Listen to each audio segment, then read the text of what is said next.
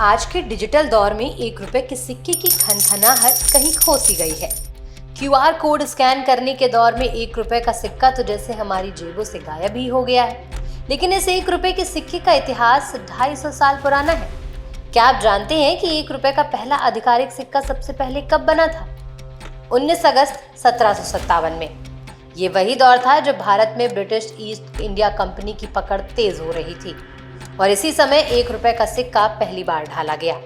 1757 की पलासी की लड़ाई के कुछ ही हफ्तों बाद 19 अगस्त को कंपनी ने अपने नियंत्रण वाले क्षेत्रों में नया रुपया चलन में लाया, जो चांदी का था और उस पर मुगल सम्राट का नाम था। लेकिन इसका असली कंट्रोल ईस्ट इंडिया कंपनी के पास था। दरअसल 1757 में ईस्ट इंडिया कंपनी ने बंगाल के नवाब के साथ एक संधि की, जिसके तहत उन्हें सिक्के बनाने का अधिकार मिला।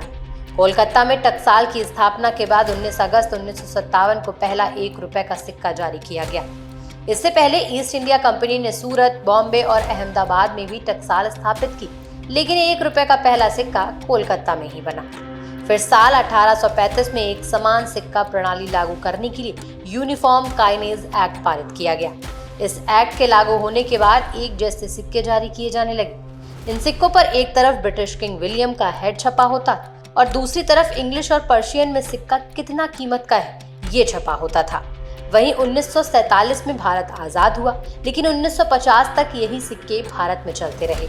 तो 19 अगस्त 1757 यह वही तारीख है जब 1 रुपए का सिक्का इतिहास में दर्ज हुआ, जिसकी खनक आज के युग में भले ही कम हो गई हो, लेकिन उसका इतिहास आज भी सैकड़ों साल पुराना है।